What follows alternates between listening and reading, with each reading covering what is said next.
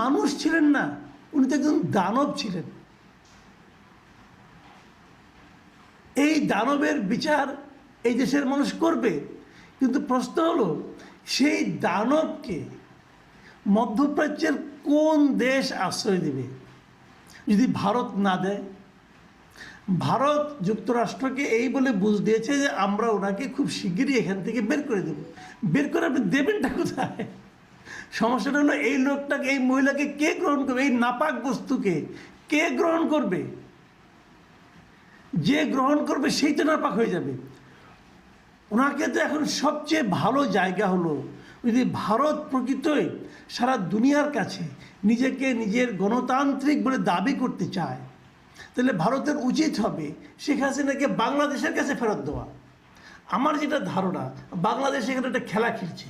খেলাটা কি? যে আমি তোমার কাছে চাইবো না, তুমি হাতে পায়ে ধরে আমার কাছে ফেরত দিবে, কারণ এই মাল তুমি কোথাও রপ্তানি করতে পারবে না। ভারত এই মালকে কোথাও রপ্তানি করতে পারবে না, আমি একে শিওর। কে নিবে একে? এই দুর্গন্ধযুক্ত, এই অপরাধী, এই অমানবিক মানুষের মতো দেখতে কিন্তু মানুষ নয়, তাকে কে নেবে? কেন নেবে? আমি যে আপনাকে একটু গ্যারান্টি দিতে পারি, তাকে যদি বাংলাদেশে এনে ছেড়ে দেওয়া হয় যে তুমি অবাধে থাকো, যদি ছেড়ে দেওয়া হয় যে তোমাকে জামিন দেওয়া হলো, তুমি এই বিচারগুলির মুখোমুখি হবা, দিন দিন যে হাইকোর্ট অথবা সুপ্রিম কোর্টে অথবা লোয়ার কোর্টে তুমি যে হাজিরা দেবা, বিচার চলবে তোমার। ওনাকে তো অন্য কারো লাগবে না, আওয়ামী লীগের লোকেরা পিঠে মেরে ফেলবে।